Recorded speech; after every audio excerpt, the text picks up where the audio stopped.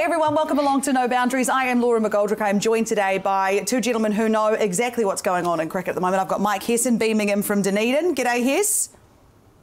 Laura, how are you? Good, G'day, thank you. And I've got Tim Southee joining us today, who is, well, you're not playing any cricket at the moment. That must be quite nice.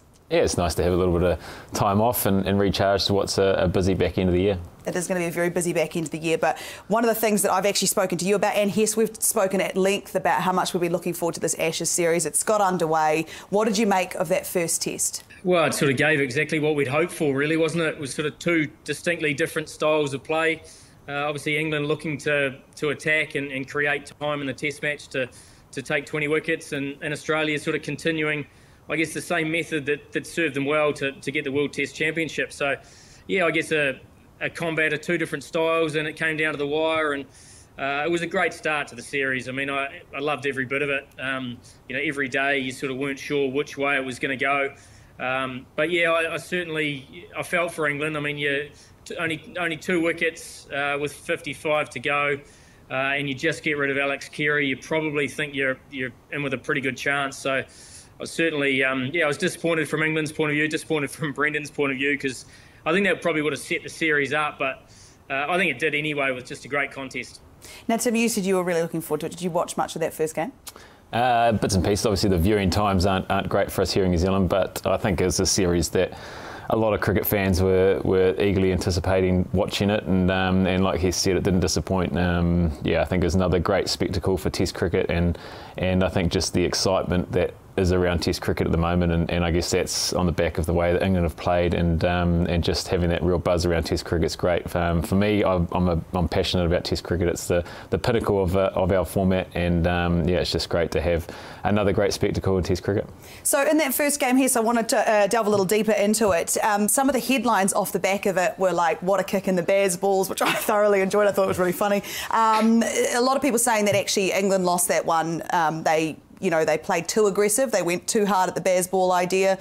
Declaring on the first day might have been their downfall, as well as a few other things along the way. What would you say to that? Yeah, look, I'll look at that, I guess, from a really neutral perspective, and I thought it was exactly the right thing to do.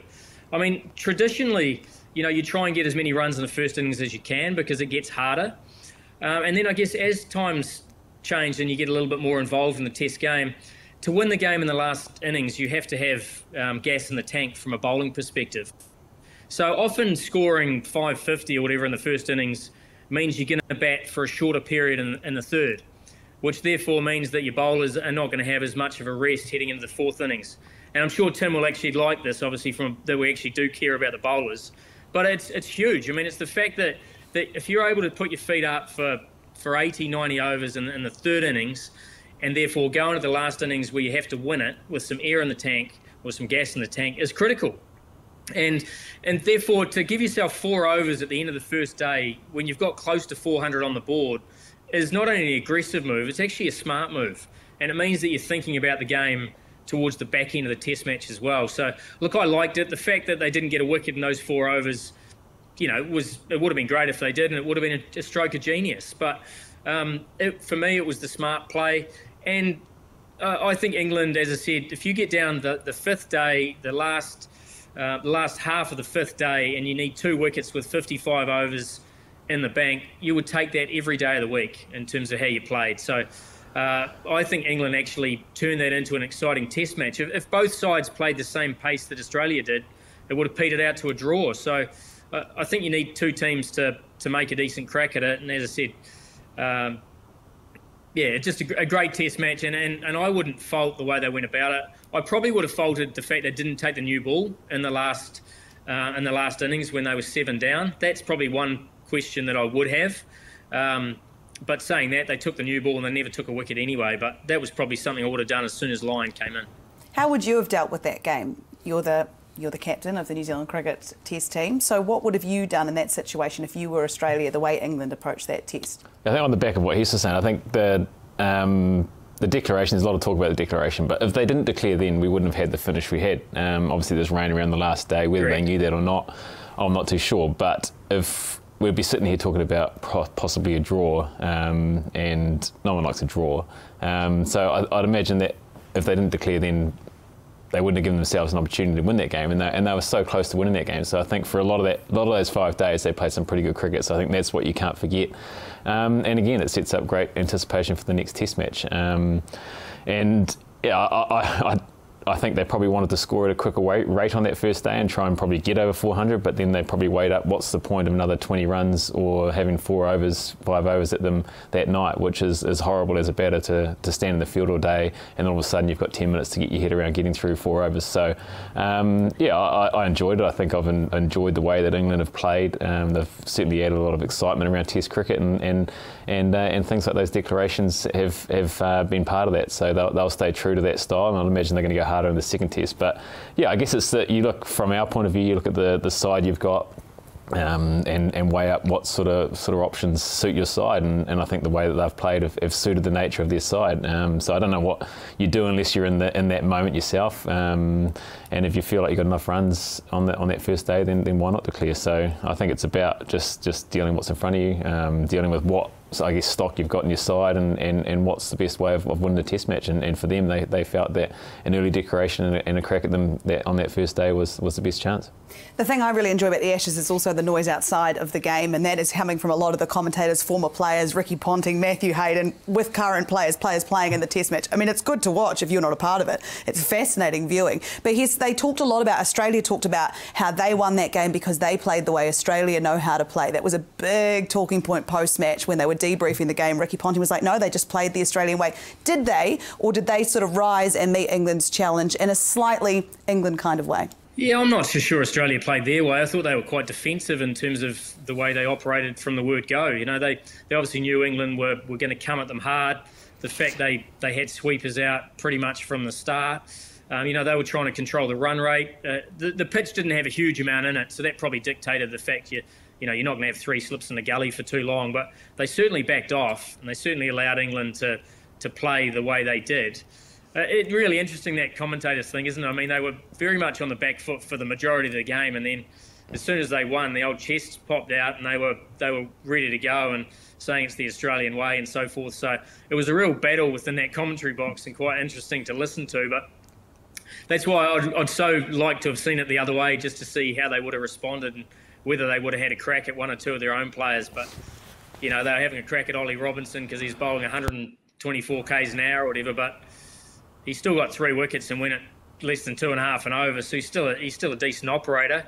But yeah, there was certainly some bravado shown post-Test match generally from the Australians, who were probably outnumbered in the box. I think on the back of that as well is that we'd be sitting here, it was such a fine line in that sport, was such a fine line between sitting here talking about Australia's negative tactics if they had a loss, but here we're sitting here talking about, did England make the right decisions? It was a great game of cricket in the end. It came down to the last day, the last hour, and I think we should just be celebrating a great game of Test cricket, whereas it's so easy to sit here after the fact and say, well, if England had won, we'd be sitting here debating whether Australia were too negative, and instead we're sitting here saying almost we're England too aggressive. It's you never, I guess, and that's the beauty of sport, is we sit here afterwards and we debrief and we have the advantage of what's played out in front of us, and we can go back in hindsight and would we have done this differently. But I think if you remove all that and you look at it from a fan's perspective, and what more could you ask for coming down to the last over, England still had a chance to win. Like it's just a great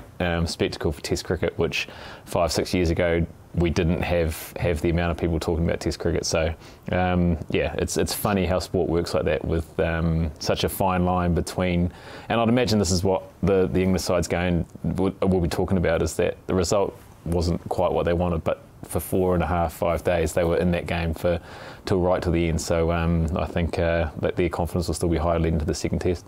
A player that you would have bowled to quite a bit is Usman Khawaja, who had a great game for Australia. What do you think of him? What do you like about him as a player? Because he's had quite a remarkable career if you look at it, and the time he took away, and then he's come back and he hadn't scored runs and was under the pump over in England because he hasn't scored runs over there, but he did just that. What do you make of him and his performance in that first Test?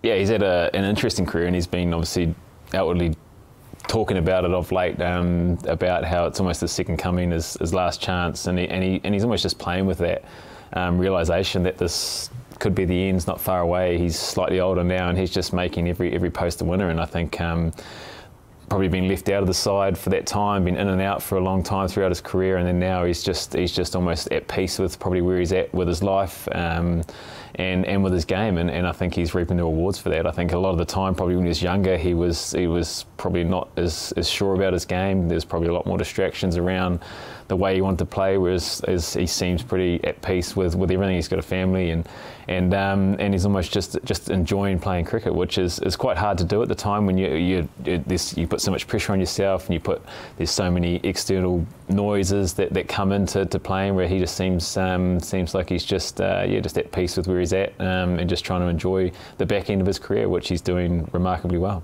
When we look at the way he's batting, Hesson, and then you compare him to Joe Root, how would you compare the two? Joe Root seems to be having an awfully good time out there.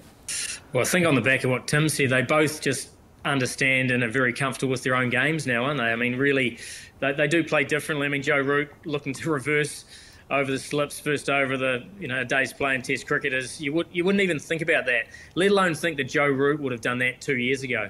Where he was battling himself, or when he did score, it was very technically correct. He's always a lovely player to watch, but now he's expansive. He's taking the game on. He's thriving under the leadership of Brendan and Ben. So it's just, I just love the way he takes guys along for the ride too. Like he actually brings out the best of them, and as I said, he takes the game away from the opposition. He's getting big hundreds. He's getting hundreds that change games, and he's doing it so quickly. How would you be bowling to Joe Root right now? Because I read an interview that he did. He was talking to Stuart Broad before the game, and he said, "I think I'm gonna have a go on this first over," and he absolutely stuck to his guns and did that. How would you be thinking you're going to bowl to Joe Root in this second test? Well, we've played them 5 times in the last year, so he's always been a great player. There's no doubt about that. His record speaks for itself. But I think just it's almost like the shackle's been broken.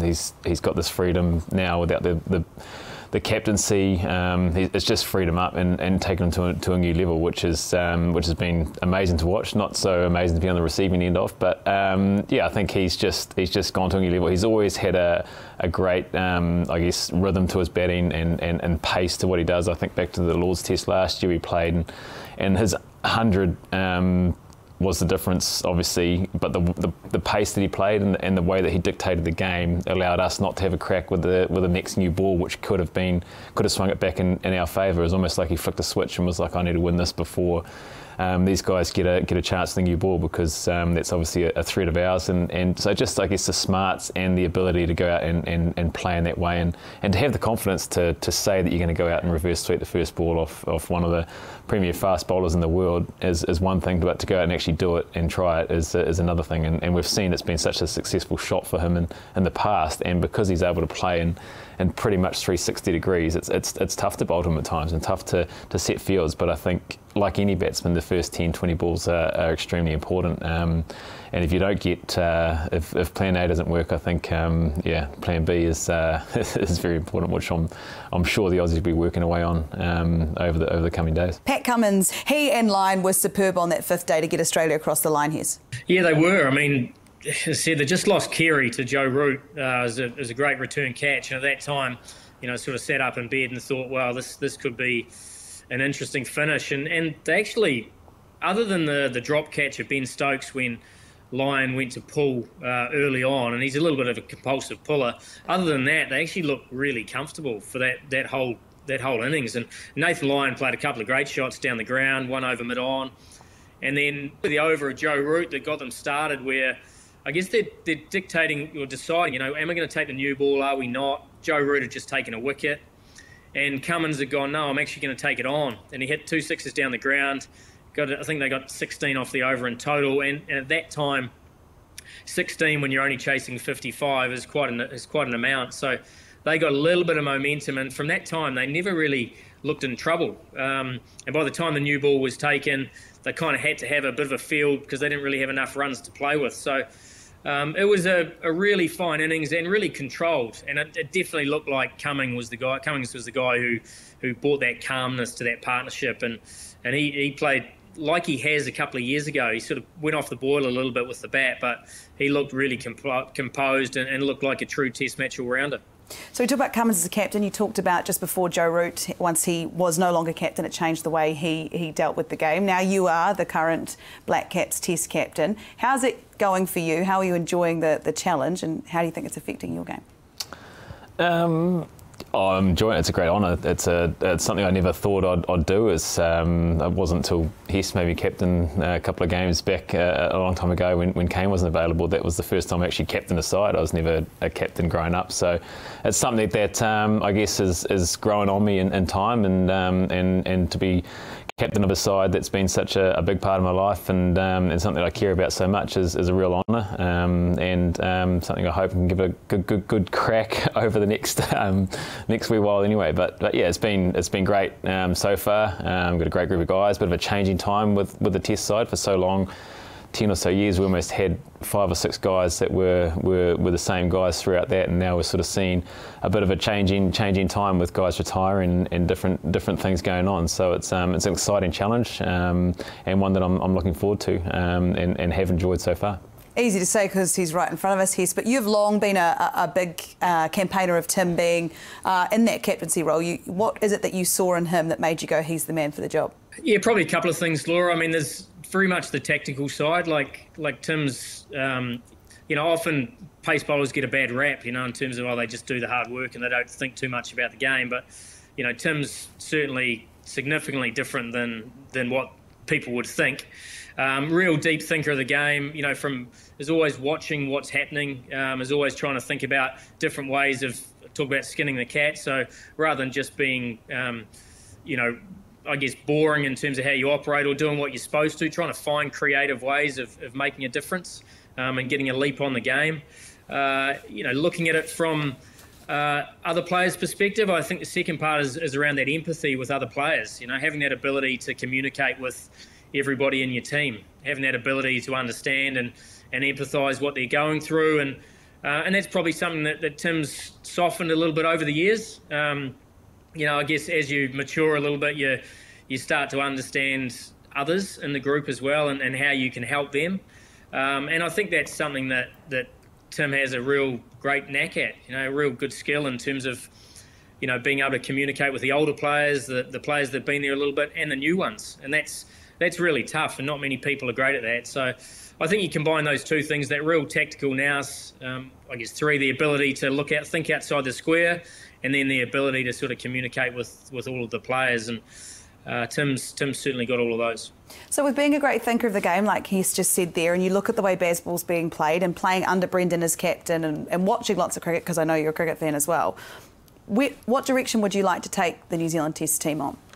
Well, I've been very fortunate to have a number of good captains in the time. I think back to when I first started with Dan Vittori. Obviously, Brendan came in and changed the way I think New Zealand cricket's been, along with Hess, for that period of time, and then Kane's carried that on as well. So I've learned a lot from those guys, but I think it comes down to what you've got and the side you've got. There's no point us going to try and play like the England side or try and play like the Aussie side. I think you peel back what you've got and work out a style in the way that you want to play, and I think that's all we can do is and like I say, it's a changing time with us. There's a number of different guys and different faces in that Test side now, so it's about working out our style and running with that. But I think at the moment it's an exciting time to be playing Test cricket. We've had some good results in the last wee while, some exciting Test matches, and hopefully that can continue. But at the moment it's just finding a way that works for us, and I think one thing that we keep coming back to is just whenever we play, and this has been a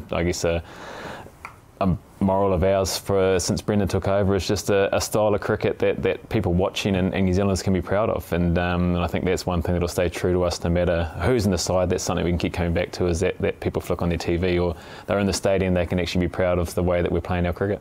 One of the current generation of cricket fans, a lot of them would have sort of become cricket fans again through 2015 and the ODI World Cup that we had here in New Zealand, led by you, Hess, and Tim, of course, you as well. When you look at that ODI World Cup, would you say, because we're looking at our highlights from that 2015 World Cup. Would you say that that Australia game at Eden Park, the round-robin game, was the run that really tipped the fans over the edge? Because I remember watching it and it just being excruciating to watch. When you went out, when you got by, oh my God, I just about fell off my chair. So what was it like for you, Hesson? Did you feel a real shift in the fans and the way they felt towards the Black Caps and that World Cup here in New Zealand? You did well to catch that because there's only one ball, so... Yeah. Although, of course, we had the lunch break in between. Yeah, I thought we always had it under control, Laura. I think we smashed it by a wicket, didn't we? So yeah, totally.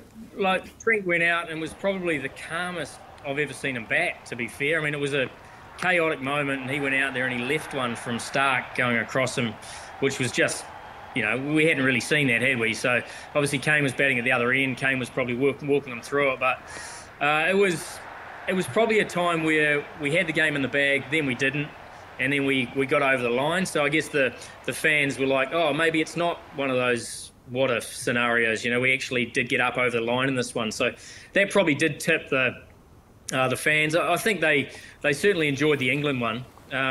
You know, when the crowd started chanting "You're worst in Scotland" in a packed house at Wellington. That was an extraordinary match, that one. And certainly going through the airports after that game, there was plenty of people puffing their chest out and getting behind us, which was great. We actually spoke about the Aussie game. How can we really get the country behind us? Let's win it 9 down and 6 to win. 9 down, exactly. And that's what we did. And that's what got people talking about the World Cup and talking about the game. So it was a masterstroke from Hesson and Brendan to actually get us across the line. We'd spoke about it, and obviously it came off. So was it all just to get? Because I remember sitting in the Coro Lounge, we were travelling to the next place or whatever, and you got a round of applause when you walked in at Wellington after England. Was that all that was for, Hes?